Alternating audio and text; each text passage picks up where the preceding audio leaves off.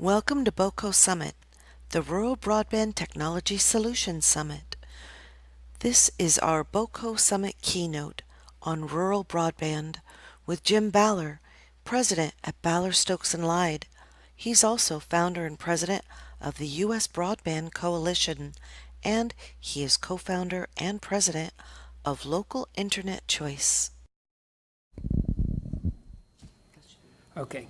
Thank you very much for that very generous introduction. I'm really grateful, and I'm especially grateful to be here. This region has meant so much to my career, as you'll hear later. But as you were speaking, Arlene, I thought about John F. Kennedy once collected to the White House the 20 living poets laureate, and he said to the group that in his view, this was the greatest collection of brain power ever assembled in that room, except when Thomas Jefferson dined alone.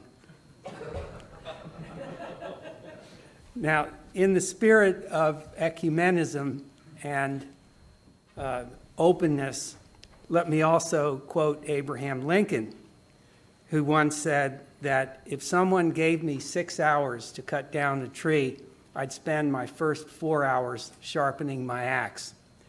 That is what the county here is doing, and you're doing it really well, and I'm very proud to be associated with you. Keep it up. I consider myself to be the most fortunate attorney in the country.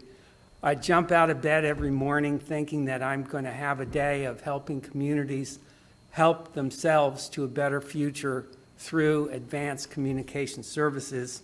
I've had the chance to work on both national policy issues and many site-specific projects, and I particularly like working on public-private partnerships focusing on economic development that benefit everyone in different ways, which is why they work. And this region, as I've said, had so much to do with my personal growth and opportunity that I'm going to spend a little bit of time telling you about that. And I'd love to see this whole region take off in the way that it is going. About 25 years ago, I had the good fortune of becoming outside telecom counsel to the American Public Power Association, which is the trade association for America's 2,000 publicly owned electric utilities. How that happened is a carol for another Christmas, and I'd love to tell it to you, but not today.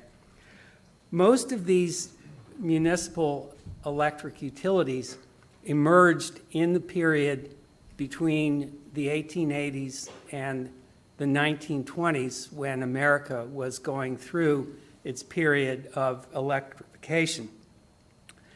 These communities formed their own electric utilities because they recognized that electricity was a day extender. It would improve the economic viability and quality of life in their communities, and they felt they couldn't afford to be left behind while the power companies focused on the more lucrative markets. By the 1920s, there were about 3,000 of them, and today there are about 2,000, providing some of the best and cheapest electricity in the country. Communities that created their own electric utilities during this period, out of necessity, generally survived and thrived, while many that waited for the private sector to get around to them either withered away, and some either became ghost towns. As we got to the early 1990s, when I began to work with APPA, it and many of its members were concerned that the same pattern that had occurred in the power industry was now going to occur in the telecommunications industry, where the cable and telephone companies focused on their most lucrative markets and left rural America behind. And my job was to help them ensure that they would have the ability and authority to step in if they felt necessary. One of my early assignments with this group was to help APPA and its members participate in the discussions in Washington at the time that ultimately led to the major overhaul of the telecommunications laws in what was called the Telecommunications Act of 1996. And to support APPA's efforts, I wrote a white paper that compared this period in the mid-90s in telecommunications to the comparable period in the power industry. The comparisons were jaw-dropping at that time, and they're still largely true today as applied to broadband.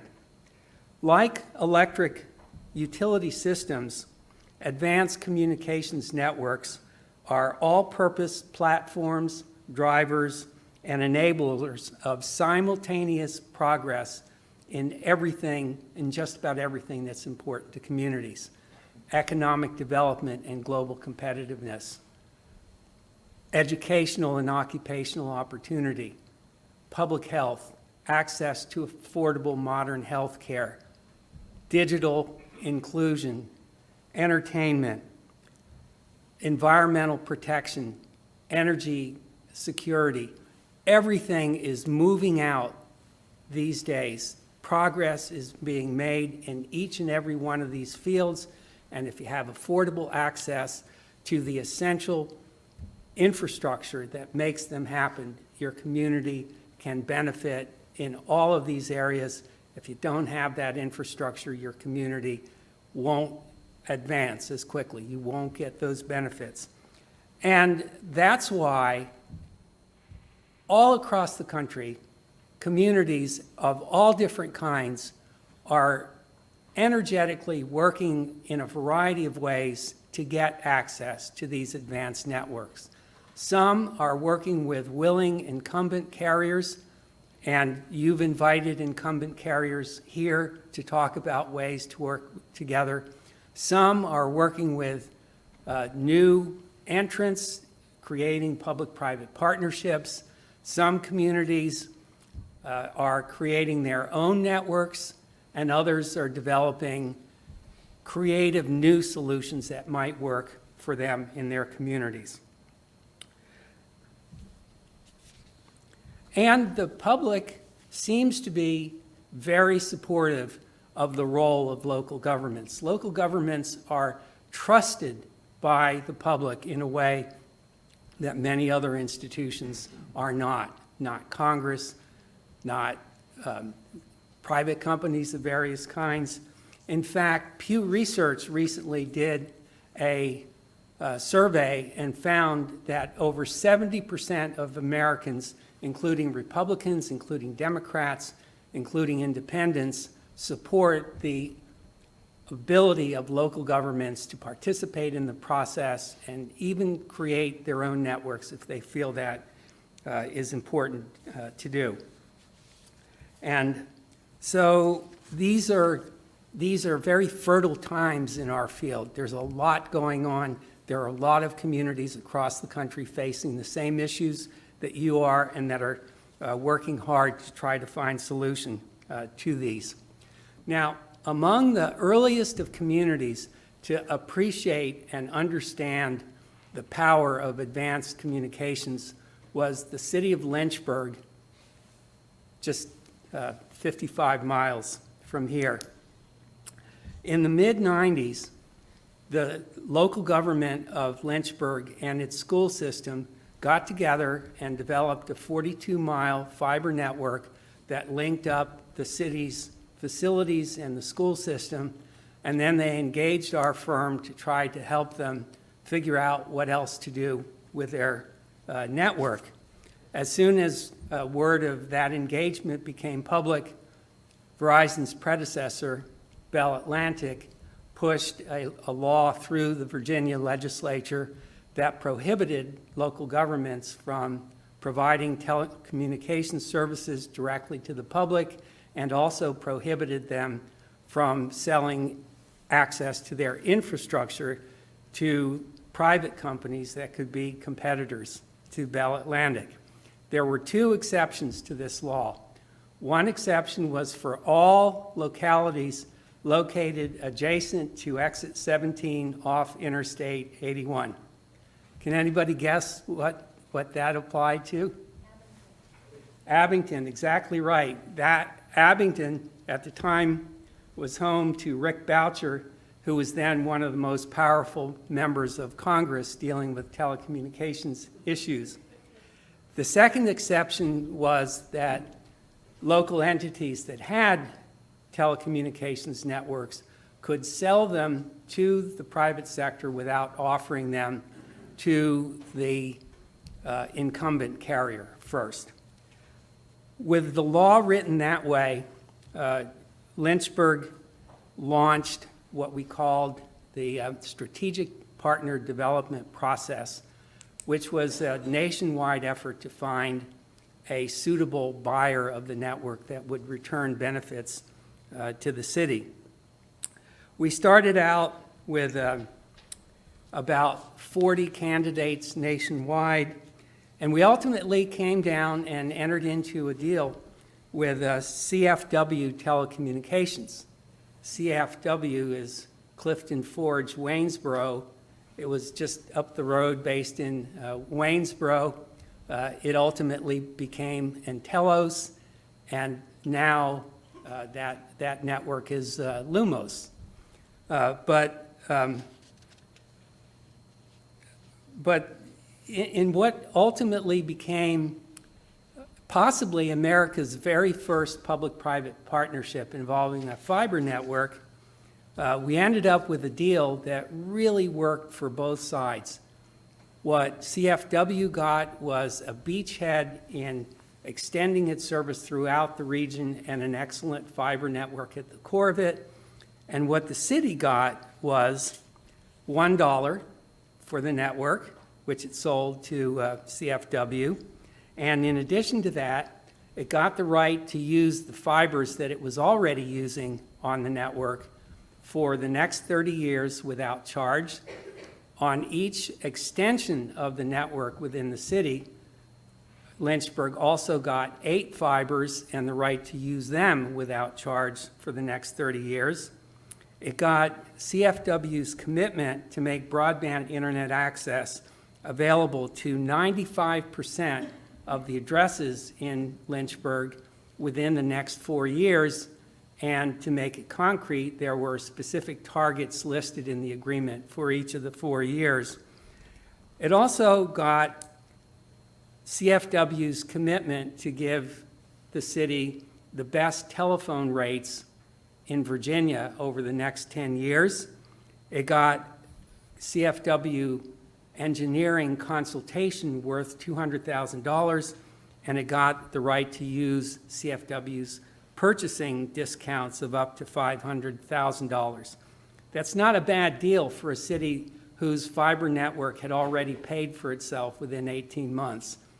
And that's just an example of how when communities have flexibility to design and negotiate with the private sector on what's important for the community and offer ways that the private partner can benefit as well, there's no limit to the good that can be done. We'll talk a little bit later about how unfortunate it is that the Federal Communications Commission is now limiting, in some important ways, the rights that local governments have up to this point had in these environments, but we'll get to that in a little bit.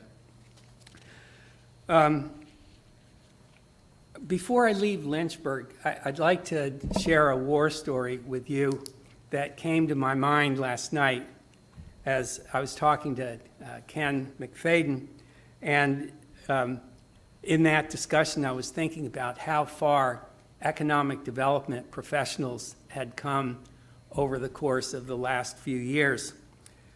In Lynchburg's process, what we would typically do when we got down to 6 candidates on our short list, we invited them to come to Lynchburg to have a discussion with the city and others and make their best case. And what we would do, on our side of the table, we'd have representatives of the city government and of the school system and of some of the leading businesses and of the local colleges and both the local and regional economic development professionals.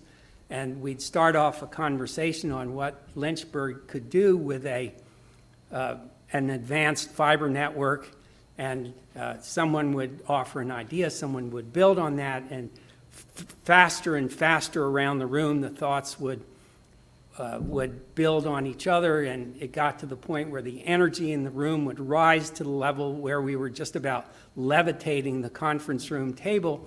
And at one of these meetings, the representative of a company from California was watching this dialogue going on as though she were watching a tennis match. Her eyes were following the ball all around the room, and finally she couldn't take it anymore, and she got up and she said, "I've got it. I know what Lynchburg needs, a chips factory." And the regional economic development experts said, oh no, they've already got one, the Frito-Lay potato chip plant. As I say, talking to Ken and other economic development specialists, the profession has come a long way, and they are essential participants on the teams of people representing local government that are essential to making wise decisions about all of this. Now, I would like to just give you back a few big picture observations, and I hope to leave sufficient time for us to have a little town meeting and talk about some of these things if time permits. First, my first big picture observation is you're doing great, keep it up. You're doing exactly the right things in defining your goals, in creating an open process, inviting points of view all across the board in, and keeping an open mind. That is absolutely the right formula. We as a country have so many resources and so much potential. Tapping that potential, I think, is just inevitable, and your process is a great one to do that. I'm an incorrigible optimist, but there's really great room for that. You talked a little bit earlier about broadband. To me, broadband 10 years ago, despite how old it might have been in some conversations, was really Latin to most people, and now it is common usage. 5 years ago, the conversation was, broadband, yes, I want it. What is it? Now it's widely agreed that it is essential to modern life. It's a utility, and we've got to have it. And with that common understanding, we will somehow get it. In the electric area, we didn't have that conversation until 50 years in the 1930s. As I said before, municipalities, local governments, some cooperatives had been doing it for 50 years, but we still had huge swaths of the country unserved. In the 1930s, we finally got it together and said, we're going to solve this problem once and for all, and we did. And we don't have 50 years to wait in the broadband area, but I'm confident that we will find solutions, and we'll find them because of energy coming from the bottom up, not from the top down, unfortunately. Second, with all that, these are uncertain times. There are many unknowns and, in fact, unknowables at this point in time. As you consider the advice that you are going to be receiving, I know that you know that it's important to distinguish between facts and opinions, and to be wary of taking anybody's claims at face value. That includes the Federal Communications Commission, it includes the industry, it includes the media, and it certainly and particularly includes lawyers like me who are talking about technology and business cases and community assessments and where the future is heading.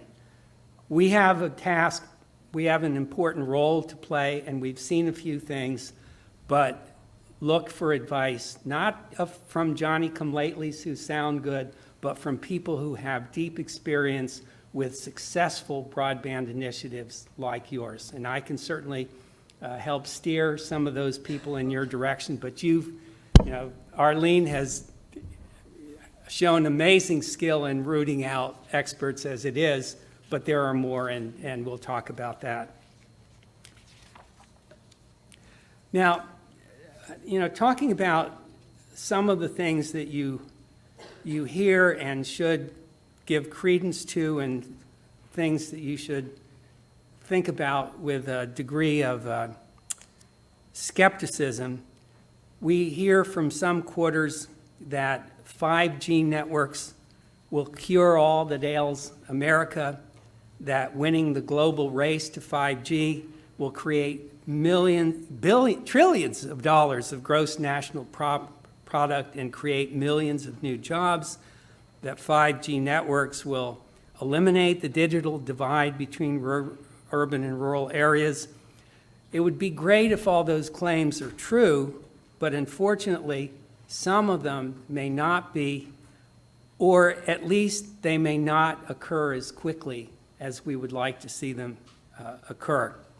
There's a healthy and spirited debate going on around America about what 5G is, about whether it can be successful even in major cities, given the options in major cities, and about whether it will ever work in rural areas that can't economically justify getting fiber close enough for small cell technologies to be successful. From the standpoint of just facts, we hear about small cell wireless as being a critical component of that, and we have this debate where people are crossing each other in what small cell facilities are. The FCC, some members of Congress, some members of industry like to claim that small cell facilities are no bigger than a pizza box, and they bring to conferences devices that are wireless access points, and in fact they are.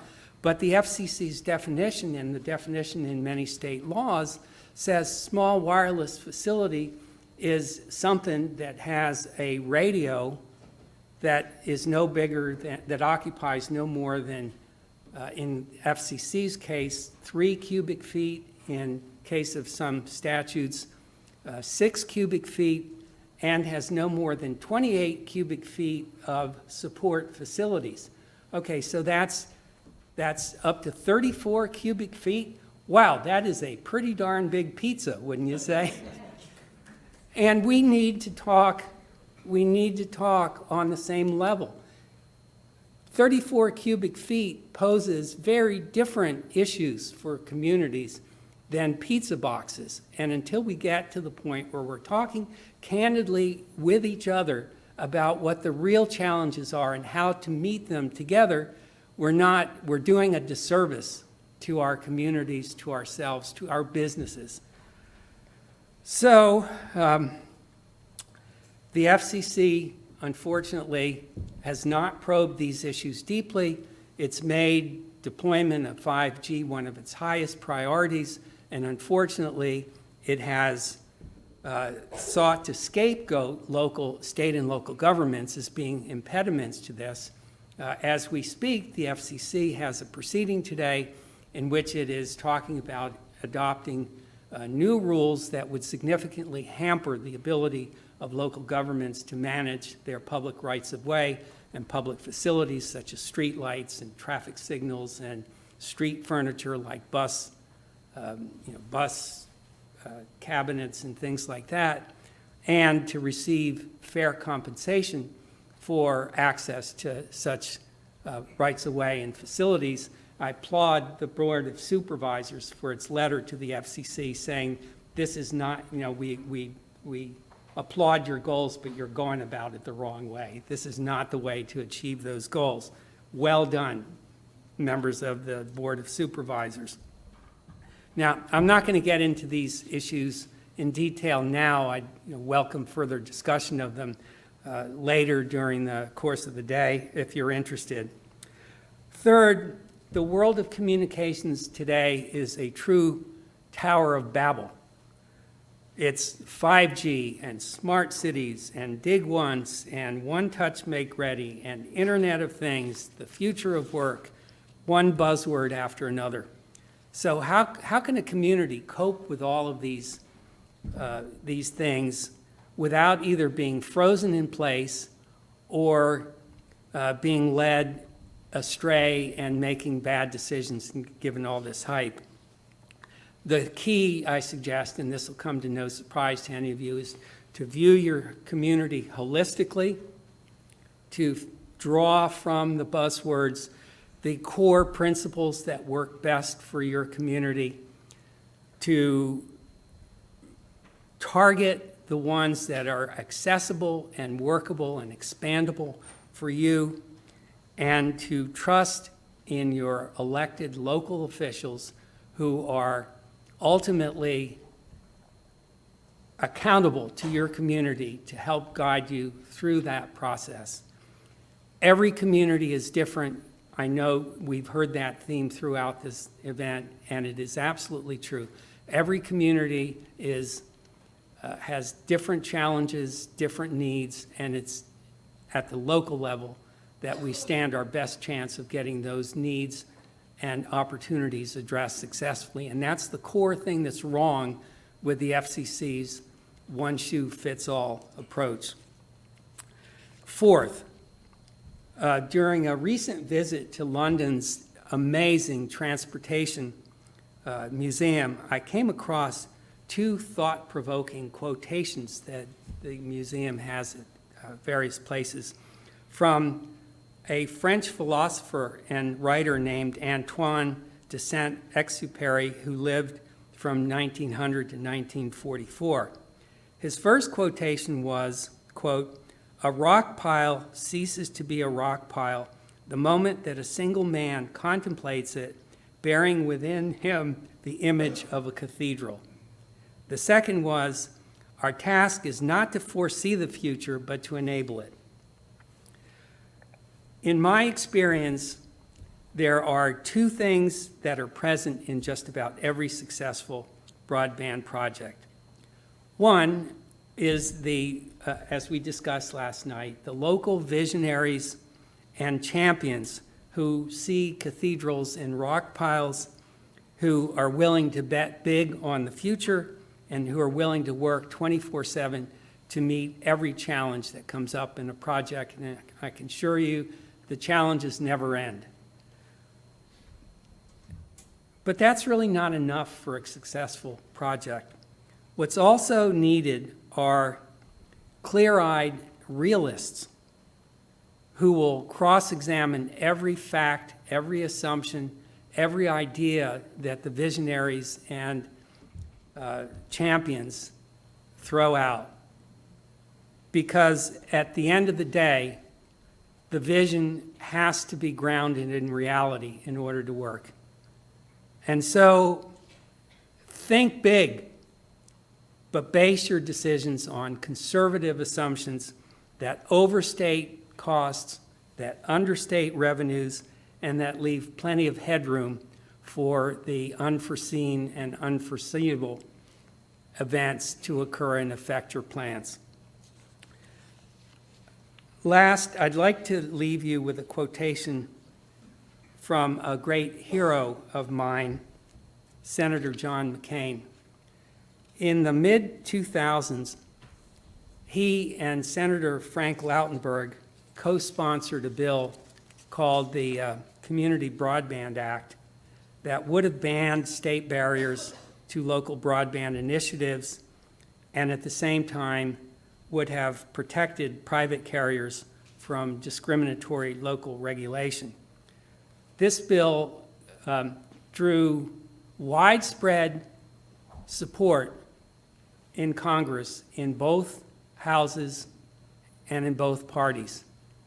We got it all the way through the House of Representatives in 2006 and through the powerful Senate Commerce Committee before the change of the composition of the Congress in 2006 that has precluded telecom legislation from ever being enacted in the years since. The essence of Senator McCain's philosophy was captured in this sentence from his statement on the floor in introducing the Community Broadband Act. Senator McCain said, "As a country, we cannot afford to cut off any successful strategy if we want to remain internationally competitive." To me, that means we have to be open to anything that could work and support it and make it successful. Here, whether that is public-private partnerships or many public-private partnerships, it's not all one thing or another. There could be many things benefiting many companies and others that could work here. For example, we recently helped Fresno, California, develop an RFI looking for a strategic partner. It got 10 responses, and in looking at those 10 responses, it said, hey, we can work with 8 of those companies. Every one of those things can help the city, and they're working with all of those companies. So lots of different things can happen here successfully if the parties want them to, and why wouldn't you want them to? So keep an open mind and let's do it. Each of us, in our own way, has the opportunity and the ability to make our communities better places to live, better places for our kids, places where our kids can stay and survive and thrive. Let's get on with it. Thank you. So we have about 5 minutes remaining, 5 or 6 minutes, so we can take some questions, have some discussion. Sure, happily. Any questions? Good morning.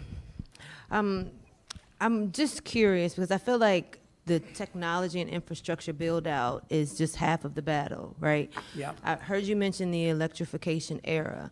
So I don't know much about the details there, but at what point or what were the key drivers to facilitate the policy and legislative changes that then fostered the utility aspect?